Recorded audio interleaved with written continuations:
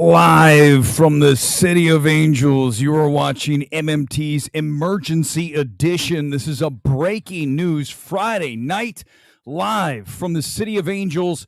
This is something I did not expect to be discussing here tonight. I thought this film was going to do a really solid opening number. Right now, we're in very big trouble if you're at Universal because the fall guy is going down. Okay, don't let anyone spin this. We know the number right now. I know it's Friday night. Some people out there right now saying, how do you know? It's only Friday.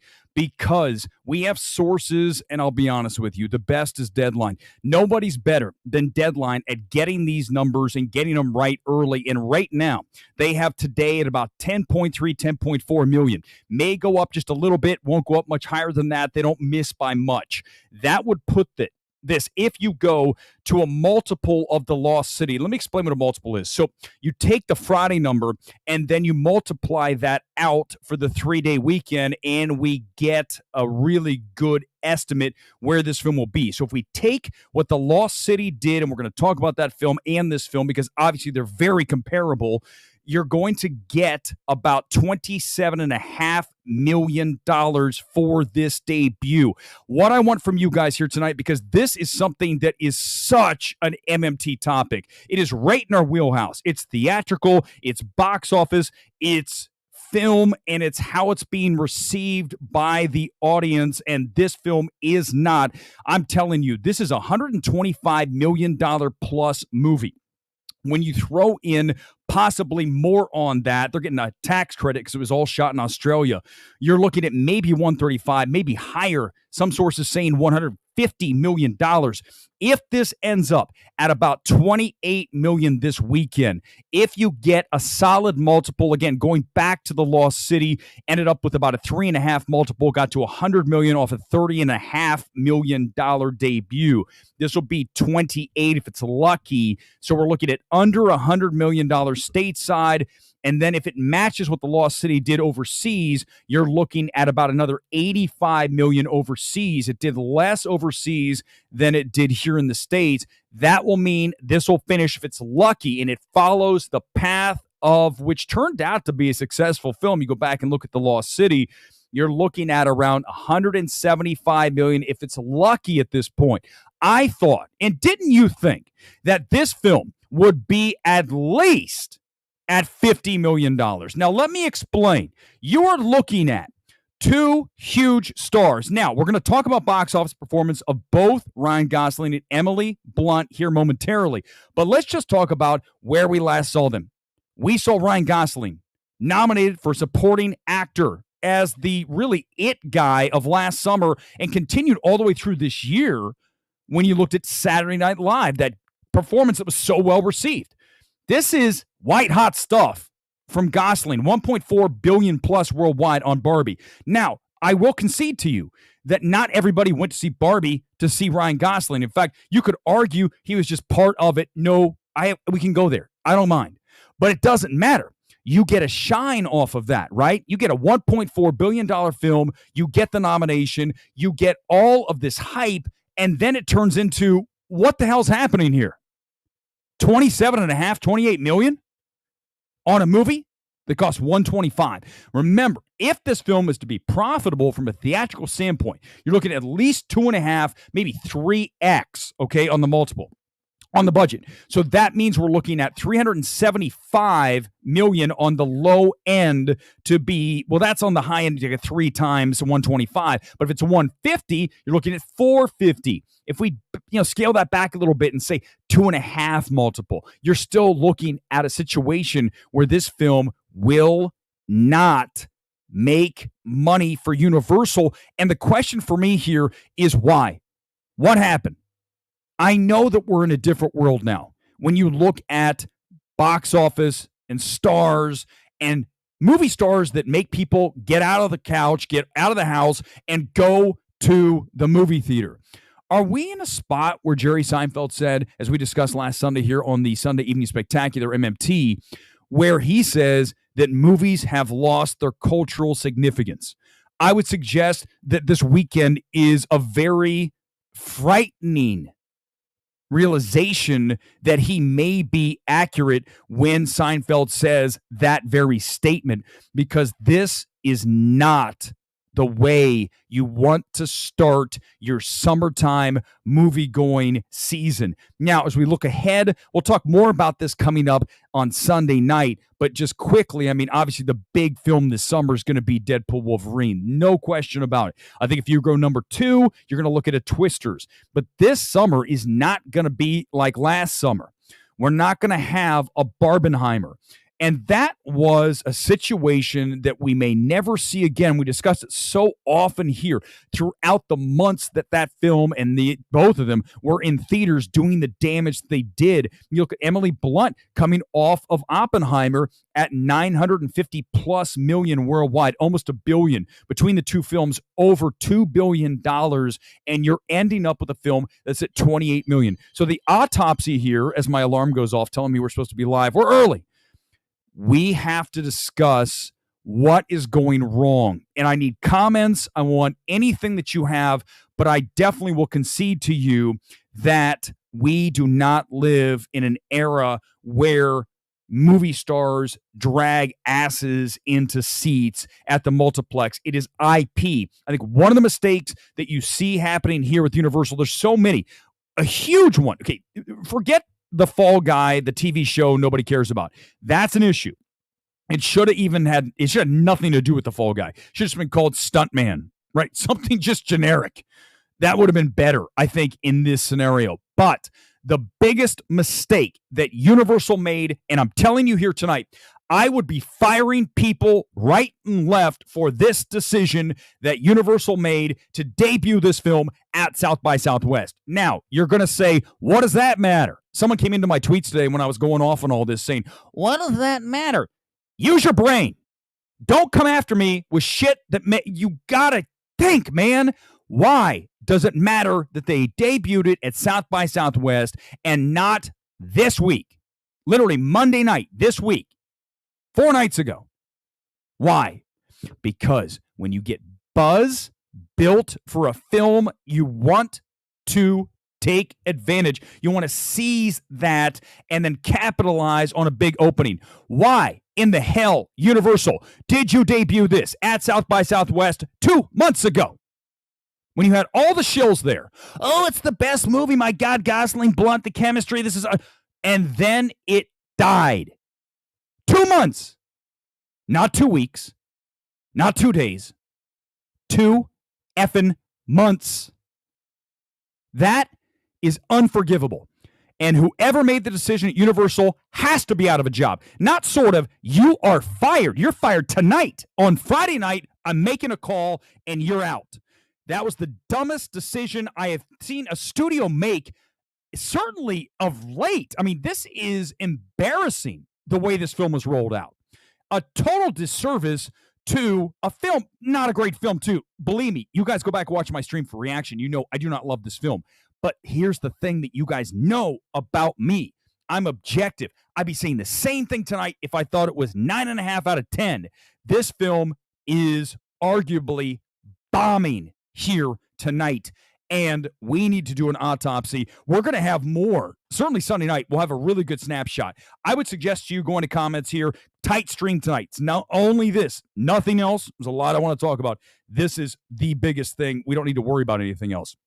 But when you look at breaking this film down, I guarantee you this, the numbers and the demos that come in here tonight, tomorrow, and Sunday, they're going to be old. They are not going to be young. Gen Z is not into this. Gen Z seems to only be interested in Sydney Sweeney movies. Maybe Glenn Powell. Is Glenn Powell a bigger star than Ryan Gosling? You could make the argument. You look at, he's going to be in Twisters. That's going to be a hit. He just has Anyone But You. That's going to make more money than this film. I mean, did you ever in a million years imagine if I told you that Anyone But You is going to make more money worldwide than The Fall Guy with Ryan Gosling and Emily Blunt coming off of Barbie and Oppenheimer? You'd say, Weber, you've lost it. And certainly some people have said that. But what I'm saying tonight is perfectly well thought out, completely and utterly on point with what this film is doing, and it is absolutely, I would suggest to you, almost disastrous on this film. Disastrous. Thank you. Yeah, I just put the new screen up tonight just to get you excited for the show. It was a little bit of a trick, so I had to kind of hit like two buttons at once, and you probably heard me talking. It's something we're working through here. Thanks for being here on a Friday night. Give me a like, subscribe if you've never watched. Thank you for being here, MMT. I thought for the longest time it would do pretty well. So did I. I mean, absolutely, when you look at this film, you look at it from a standpoint of a rom-com, high budget, David Leitch. He's proven he can do this with Bullet Train. That film was successful. Wasn't like a runaway smash, but it also didn't lose money for Sony at the end of the day. If anything, at least it broke even. I think he knows how to direct an action film. There's one problem with David Leitch. We talked about it the other night. This is a major problem. We saw it with Bullet Train. We definitely witness it when we watch Fall Guy. He has no restraint. He has no ability to self-edit, to say, this is where I'm going to cut and I'm going to get rid of this. It feels like this film, first of all, was written as it was shooting, right? They're like, let's just write this scene and we'll perform it here and we'll change some lines and you just go ahead and just riff and do whatever you want and we'll just put a movie together. And also it feels like there was never a moment that was captured on film by Leitch's cameras that was left on the editing floor. Everything's in this movie.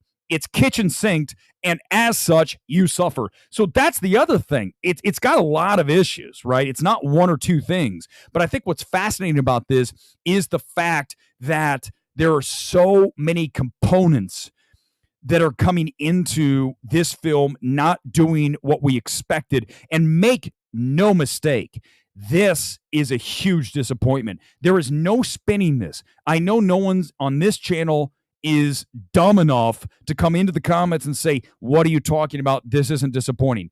It is massively disappointing. There's no spin here. We never have. We never will. Simone, thanks for watching here on a Friday. I was concerned with the 30 million low ball. If it doesn't hit that, it's going to be a flop. Remember, people are saying Universal said it was only going to do 30, 35.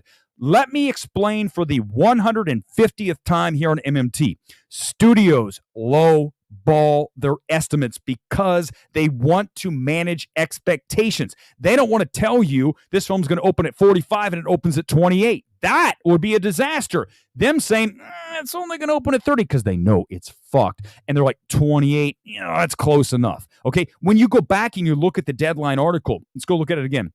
You even notice that they are trying to spin this somehow, and there really is no spin. It's looking like it's coming a little late today. Many aren't shocked. This is where action comedies open. Look, it's a spin, right? And I respect Anthony's box office reports, but this is a lot of spin. This is where we saw The Lost City. This is where we saw Bullet Train. We have two of the hottest, arguably, stars coming off of two massively successful films, and we end up with $27.5, $28 million on an opening. And it didn't do well overseas last weekend in the few markets it rolled out, so there's no indication this will do well overseas for the rest of the markets that open this weekend. But here's the thing. We don't spin it. Deadline spinning. Why does Deadline spin? Why does THR spin? Why does Variety? Because they have to appease the entertainment industry. MMT doesn't appease anybody. You guys know that. So that's how we get away with calling everything exactly how it is, because I don't give a shit if the studios aren't happy with me saying that someone needs to get fired over at Universal down the street from me here tonight. Multiple people need to be fired for the rollout of this film, debuting it at South by Southwest 2 months ago, and then having all of that buzz disappear because it was 2 months ago. Now you got people like me who aren't fans of the film saying this isn't a good film. That's not what you want. You want the shills of the world, right? The Zach Popes, the Mikey likes everything people to say this is an amazing. I'm sure Pope loved it, right? Mr. Absolutely complete discern, that man. That's all he has. He has an amazing critical ability to break down films and loves everything. That's what you want. You want those voices going here on a Friday night when this film is bombing. But unfortunately, they already talked. They already had their say. Now you've got people who are actually seeing it and they're not loving the film. It's not a great film. Gone Girl, we need to train audiences to give original ideas a chance. I know it's a remake of a TV show. Why does Kung Fu Panda 4 make over $500 million? Here's why, Gone Girl. Because that's a family film. Okay? It was theatrical only. The family film market is woefully underserved. That's why you're going to see If pop a great number. If's going to do very well. I think it's going to surprise a lot of people because of the fact that families still go to movies. But what you're looking at here tonight with The Fall Guy and over this weekend, you're looking at the Gen Z, the younger audience, the kids. Like, we used to go to the theater when we were kids. These kids don't go. They're on TikTok. They're on Instagram. They're maybe, if we're lucky, on YouTube. I figured that's probably too that's not hip enough for them. They're not going to the movies unless it's Barbie, unless it's Anyone But You, unless it's something they think is cool and trendy. Well, Fall Guy just isn't. It's just not that. I don't know why. Maybe it's because I'm old. I mean, I view these things obviously differently than maybe some. I didn't like the Fall Guy TV show. I didn't watch. I was familiar with it. Lee Majors, obviously, I know of it, but I didn't care that this had anything to do with that. I think that was a mistake Universal made as well. When you attach it to IP that no one cares about or frankly has heard about, especially the young kids, they go, oh, it's an old fogey movie. This would have been better served if it were called Stuntman. I'm not even kidding you. It would do a better number with that title than The Fall Guy. This is why I tell the studios all the time, why don't you just hire me to give you good ideas that will save your ass? Like I said when I came out of Indiana Jones and the Dial of Disaster, if you would have shown me that movie in script form before it was even made, I would have said, no way, at $250 million, we're not making this movie. And if you would have told me we're going to make a movie called The Fall Guy, say, guys, that wasn't a popular show.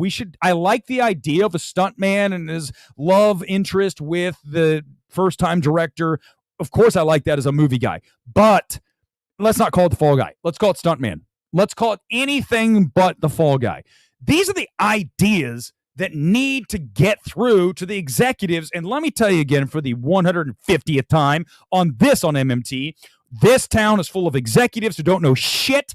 They don't even love movies. They have dumb ideas. They're possibly there because of nepotism, someone they knew, possibly a box check. I'm none of those things. I know what I'm doing. I can tell you how to fix it, but you don't have the fucking balls to bring me in and get this shit done. The first thing I do, and back to what Gone Girl's talking about here, is I would reinstate windows for the theatrical exclusive films. Anything that plays at AMC, I am getting you as a studio to agree to a 45-day window. There is no negotiation on that number.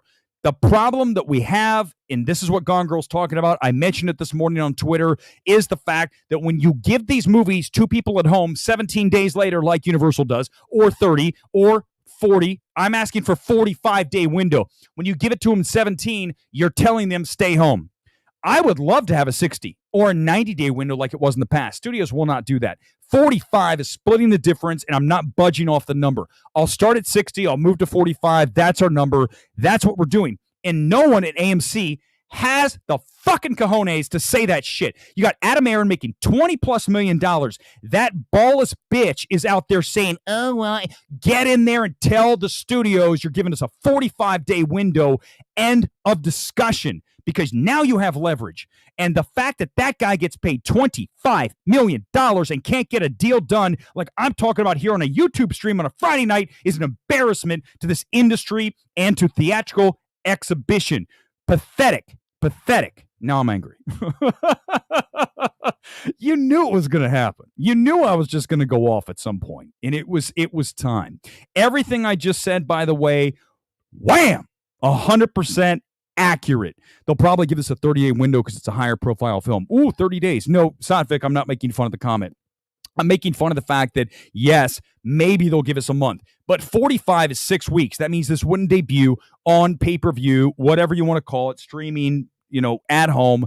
You would not be able to watch it until mid to late June, because you need to retrain audiences that you're going to have to wait. And tired of listening to all the mamby-pamby little bitch asses going, I want to watch it at home. I don't feel safe. That's fine. If you don't feel safe and you want to sit on your ass at home and do all that shit, That's your thing. My thing is protecting cinema. And protecting cinema means we need windows. 45 days. It's closed. 45. Once we get that back, we might have hope to restore some luster to these films like this we're watching here this weekend with The Fall Guy. Maybe it does better because at least you're trying to protect it theatrically. Otherwise, people will just wait. And it makes perfect sense. But no, Adam Aaron and his $25 million, probably sitting at a steakhouse tonight, gorging on a giant prime rib, making $25 million. I'm here talking about cinema, trying to save movie theaters on a YouTube channel, and that dude's down at Morton's eating a T-bone. That's what's wrong with what's happening in this space. That's what's wrong. If I'm at Universal, you're fired. You're fired for laying this thing out at South by Southwest. You're gone, and that was the dumbest idea, too. As you're going, Mark and Sally, that was the stupidest idea. I cannot believe we said that was a good idea. Both of you, here's your box of shit. Hit the road for debuting this film 2 months early and losing all the buzz in the process. That was monumentally moronic. And they screened it for free. Exactly correct, Mark. They also did all these screenings for people ahead of time to get the buzz going. Dumb. Fucking dumb.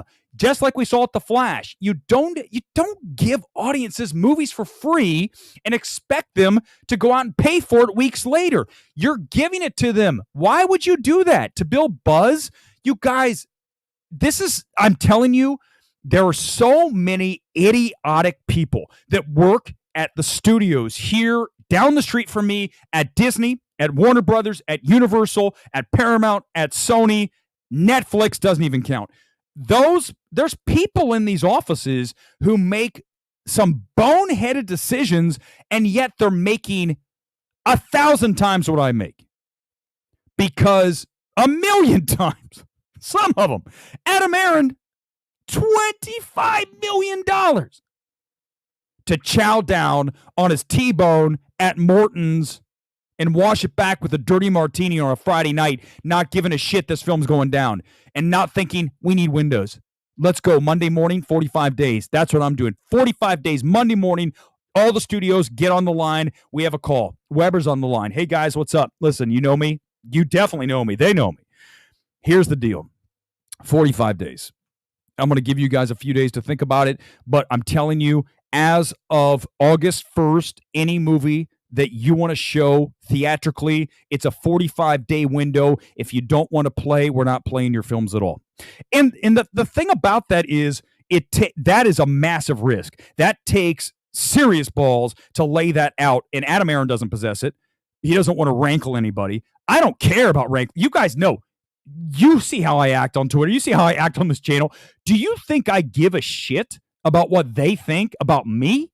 No. And that's the point. You can't. And in this town, we have too many people like, well, he's not being nice. He's kind of being mean. We can't have that. We can't have anybody's feelings hurt. Well, I got news for you. That's all I like to do because the truth hurts. And the truth is this town is profuse with very untalented people in positions where talent is crucial. All right, let's look at Ryan Gosling's box office performance because I promised I would do that, and I just went on another rant. I mean, for those of you who never watched the channel, this is what we do all the time. This is just me in the middle of, and then just go off. Okay, here's Gosling. This is worldwide box office. His biggest hit was Barbie at $1.4 billion plus. La La Land, number 2, $433 worldwide. Blade Runner 2049, $257 worldwide. Crazy Stupid Love, surprisingly, $146 back in 2011. That was a big hit because that's 2011 money. That's more than $146 worldwide. That's quite a bit. So he does have success. People say he's never had a hit film. First Man had $105 million. Now, granted, that was back before COVID. But either way, $105 million for a film like First Man worldwide, that's a success. You kidding me? It's bigger than Babylon. Certainly better than Babylon. What isn't better than Babylon? Okay, so that's Gosling. Let's go look at Blunt. Now, I would argue Blunt is probably less of a box office draw, right? That's not to suggest that Emily Blunt doesn't matter or that people don't like Emily Blunt. I just don't think that people are going to run out to see Emily Blunt. I disagree about Gosling. I think that how is he not a movie star? You're talking to look at him. He's built, good looking dude. He's got some comedic chops. I think he needs to like kind of lay off that for a little bit. It's a little too much of the dumbed down Gosling, right? We've seen it now in 2 movies. We need to kind of get away from that. I know he doesn't want to do the dark movies. We'll talk about that Sunday. He talked about the family and all that, but I think he's got to because people are getting tired of it. You're seeing it this weekend. I think that's part of it too. Oppenheimer, 974 plus worldwide. Edge of Tomorrow, 367. Mary Poppins Returns, 345. Quiet Place, 334. Now, some of these are supporting, right? These are not leads. You know, if you talk about lead, Edge of Tomorrow is still Tom Cruise, right? Oppenheimer, definitely not. Mary Poppins Returns, yes, but again, that's IP. Mary Poppins. I mean, come on. So where we're not really seeing a film that is all about Elizabeth Blunt. Oh my God, Emily Blunt. Jungle Cruise was probably the closest thing. And that's got The Rock. So it wasn't just her, it was The Rock. And some would say The Rock is bigger, right? He's a star, even if he's got some shit going on right now. We'll talk about Sunday night, not tonight. But, right, she's not really a headliner. She's a supporting character. But that's not to say she's not. It's every time. Sophic, it always happens. Gosling's fillers hurt this movie. Those of you who've been watching know that he has fillers in his cheeks, right? He gets the Botox in the cheeks and it puffs it up. We've talked about it. I'll save it for Sunday. We're not doing it tonight. Maybe that's what it was. Gosling cheapened himself with the gray man. God almighty. Thank you. Thank you, Brandon Gray.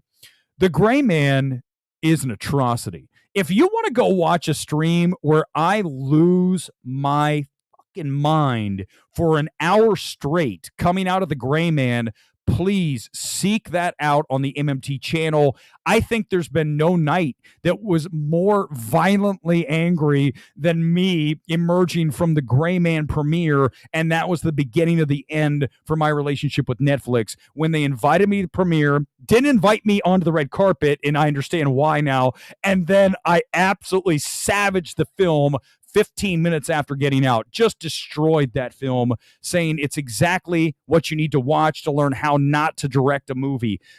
That film's terrible. Terrible film. The fact they're making a part 2, listen, here's what I'm going to tell Ryan Gosling tonight. I know you have big agents at CAA, or I imagine that's who you're with. Maybe it's ICM. I imagine CAA. Big agency right here, Beverly Hills. Okay, here's what you need to do, Ryan. You need to fire your agent. You need to bring me on as a consultant, and I will tell you what scripts to make. And the first thing that I'm going to have you make is Drive 2. Now, I know that's definitely something that I really want to see, but you're telling me that we can't get you back into kind of a dark role. I know the kids don't want to see it, Ryan, but I'm here to tell you that if you want to start building things again, you need to greenlight Drive 2. Drive Harder. Listen, all I have is the idea for a sequel. I have not come up with the title yet. It certainly isn't Drive Harder. But God, why? This is the long-term people know this. There it is. There's the Gray Man popcorn box with our boy Ryan Gosling. This was from the night of sitting through sheer torture in one of the worst edited films of all time. Thank you for reminding me. It's got dust all over it. The Gray Man. I also have a Gray Man cup around here somewhere. I have not destroyed this box, and it always, thank you for that, Sham. You're a long-time MMTer, really long time. Deadpool Wolverine's going to be huge. No question. I mean, right, that's going to be the biggest hit of the summer. I hope that gets to $1 billion. I don't see how it can't. I know we've been dealing with comic book fatigue, but if there ever was a perfect situation for Marvel, it's with Deadpool Wolverine as the next one in the barrel. If it were any film but Deadpool Wolverine, Marvel would be fucked. But the fact that it's that film, they're going to be fine. They're going to survive. They're going to do really well. Anything outside of that's going to be trouble again. But this is absolutely bulletproof, and you know it's going to be massive. And I'll tell you what's also going to happen because of this film underperforming tonight and this weekend. When you look at, we talk about all the time, wave theory, box office. If you have a film that comes through that does massive box office damage, it creates a wake in the week following. Definitely that next weekend. And whenever that happens, the next film suffers. It doesn't matter if it's not the same genre. It takes oxygen out of the marketplace. So here's what I'm going to tell you guys tonight. I know I'll be right about this. The fact that this film, Fall Guy, is underperforming big time, we are now going to see apes come in and go higher because people sat this weekend out. That's what happens. They're going to go see apes. I'm not even excited really to see this film. We already did it. Matt Reeves to perfection the last two films. I think 2's better than 3, but either way, we're done. But this is the other problem with Hollywood, and we discussed that here tonight, certainly, is recycling of ideas. How many we just did Apes. Why are we doing this again? I understand it's not exactly the same movie. I get it. It's maybe the next film in the thing. Is it the next in this number 4? We've done it. People get excited to see things they haven't seen. Look at Barbie. Look at Oppenheimer. Original films. Barbie, obviously not original IP, but we haven't seen a Barbie movie, certainly done like Greta. Whether you like it or not, that's certainly up for debate. And you guys know I have my problems with that film. Is truly one of the most uneven things I've ever watched as far as me liking, hating. I've never vacillated so much watching a movie. But you cannot argue that the reason people were excited for it is because we haven't seen Barbie done the way Greta did. Whether you think it's original or not, we can all talk about the fact that it is certainly derivative of many movies, just like almost everything out of Hollywood. But either way, it was viewed as original. Fall Guy, I think, really does hurt from being attached to the show that nobody cares about. I mean, right? When I saw this, like, what the F? How do you hire this guy for a top job like that? I vote for you to get a job. Which one? A gray man? Susan, which job? I mean, listen, you can put me in any role. You can put me as the head of film at Netflix, head of film anywhere, and I'm going to be able to certainly greenlight scripts that are better than a lot of what's happening. And the other thing that I would bring to the table that most people don't have, and you guys know this, I would sit down with, I don't care who it is, James Cameron. Fuck Avatar. I hate that movie. I cannot believe we're making more Avatars. But here's the thing. I would sit down with James Cameron. I don't like Avatar 2. It's 3 hours. No, it's not, dude. No, it's not. It's going to be 220. You get 220 and that's it. This is obscenely too long. And I know someone said a Fox guy sat down with him and he cussed him out. I'd be like, James, let me explain something. If you want me to take my shirt off and flex down on you, let's go. Let's roll up. I don't play like that. And these directors aren't going to get away with it. And that's what we need now. We don't have that in Hollywood. We have a bunch of yes men. We have a bunch of beta. I'm not even like the alpha beta, but we really do. We don't have a lot of hardcore, this is how it's done. This is how we're going to do it. Old school Hollywood executives. And I would do that in a second. I would have no problem with it. And I'd probably get fired within a week, but it wouldn't be because I said something un-PC other than, let's just hire the best person, which I guess is un-PC, right? Let's not do DEI. Let's do the best possible talent, period. I don't even care what the race, religion, sex of the person is. Are they talented? And if that gets me fired, so be it. I don't know what to tell you guys. I'm not going to play the game of we're checking boxes. We're going to bring in this person because we need to fill this. We're not doing that. We don't do it in sports. We're not going to do it in my company. My company is going to be hired based on talent, period. If all the talent happens to be black, it's because they're talented. If all the talent has to be white, it's because they're talented. It's not because I'm purposely selecting people because they're black or white, or they are gay or straight, or they are female or male. It's because they're talented, period. End discussion. I win again. Weber, Holstrom, bang. Every fucking time I do that, I win, and you can't beat me. There's no way to beat me. That's why I wrap it, and I put it away. Holstered. It's done. Can't lose. Can't lose with what I just said. But Hollywood goes, that I can't. That's too iffy. I don't know. It might hurt someone's feelings. CJ Spiker's back, and my Fall Guy theater was empty. Yikes. Damn. Brutal. I mean, listen, I'm going to look here. Let's look at Burbank. Listen, here's what I'm going to say as we show you some scenes from theaters here tonight. Burbank, down the street from me, my home theater, is not representative of the real world. Okay, we live in Los Angeles, which is the movie capital of the world. Everybody here is tangentially connected to the entertainment business. In fact, many times when I go to a movie, I get people like clapping during the credits because there's the grip, there is the first AD, there is the craft service guy or girl, and they're in the theater. So as such, we get a bigger crowd than most places, Dayton, Ohio, my hometown of Columbus, Tulsa, Gainesville, Florida. you're just not going to see the crowds we see here at Universal at Burbank because we're the movie going capital of the world. I mean, New York, LA, that's it.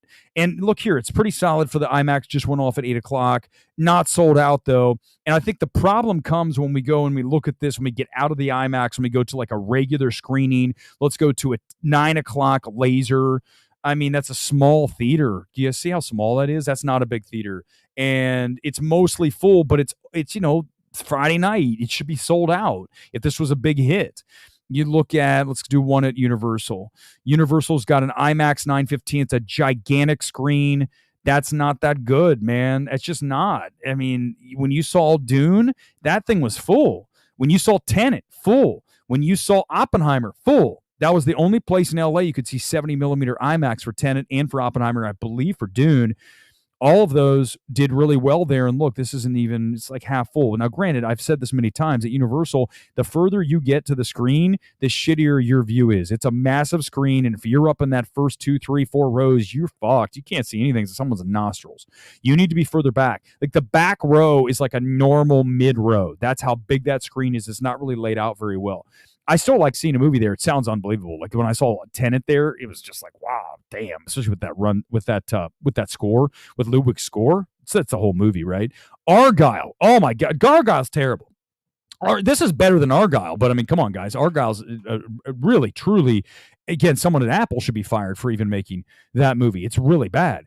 But listen, we've had kind of a rough year, right? I like Challengers. I like a small movie called Femme. I like a small movie called Asphalt City. I mean, these are some of my favorite movies this year, and they're all small. Sasquatch Sunset was weird and cool. But, as far as big films, we've kind of had a rough go of it. I'm not a fan of Immaculate, not a fan of Civil War. Oh God, I hate Civil War. But when you look at what we've had, it's going to be bad. It's not going to be great. And that's why we have to get back to that 45-day window. We'll go about 5 minutes more and then we're going to get out of here. By the way, thanks for being here. We got 56 on the stream. You guys rock on a Friday night. I figured we have Friday night tights up against us and we get slaughtered, but it doesn't matter. I've said this all the time. It doesn't matter. MMT is the Riddler's show on the Batman, right? It's that channel, and I'm fine with that. In fact, it's actually better. It's cooler. It's like that line from The Social Network. Drop just Facebook. It's cleaner. It's cooler. This show is cooler than the other shows. We're cooler than Friday Night Tights. Nerdrotic knows that. He might listen. He can clip this and use it.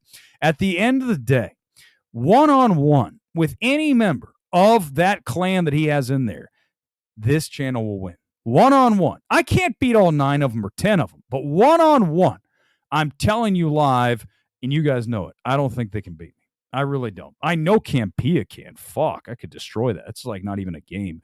On point, as always, to reinforce one of your points is just from today. Which one? Hold on. When I saw this, I was like, WTF, how do you hire this guy? Oh, sorry, I missed it. I'm going backwards on this. That's my bad. A couple more. I need to get a producer. Who wants to produce the show? Who wants to? Gone Girl will do it.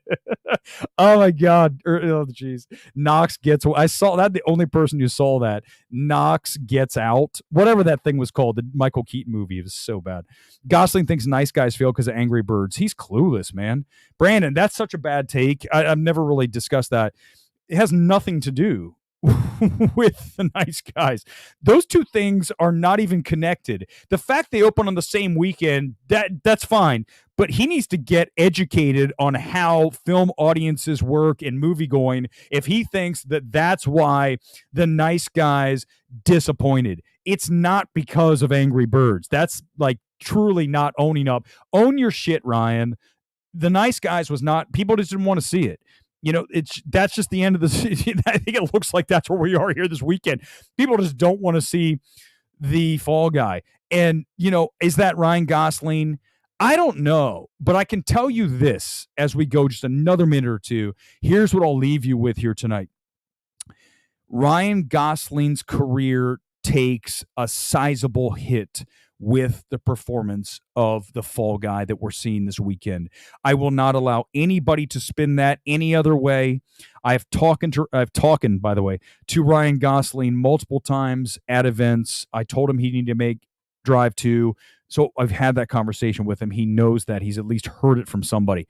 But I will tell you this, Ryan, you need to really think about picking whatever is next for you. And I will suggest to you this: even if the family does not want to see you in some dark role after this performance here this weekend, box office on Fall Guy, you are left with little to no choice. You're going to have to dip back in to the dark arena in cinema if you want to start to regenerate interest in Ryan Gosling. I can't believe I'm saying this. I thought that after Barbie and after SNL and everything that's been happening over the past almost year, that we would be looking at a guy that could open a film at 40 plus million.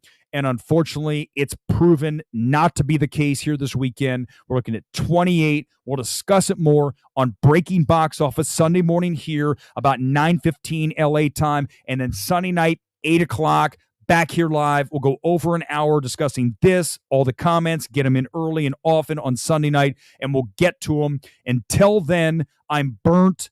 Fall Guy is bombing.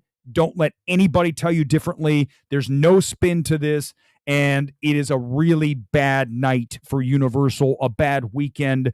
And I will leave you again with the news that Universal, should anybody there bother to watch the stream, and I know people in the industry do watch MMT because they know that there is nobody out there who will say the shit that I say every single time that we go live. You got to fire someone here this weekend. Whoever launched the Fall Guy at South by Southwest is out of a job, and that is starting this moment right now. See you Sunday. Peace.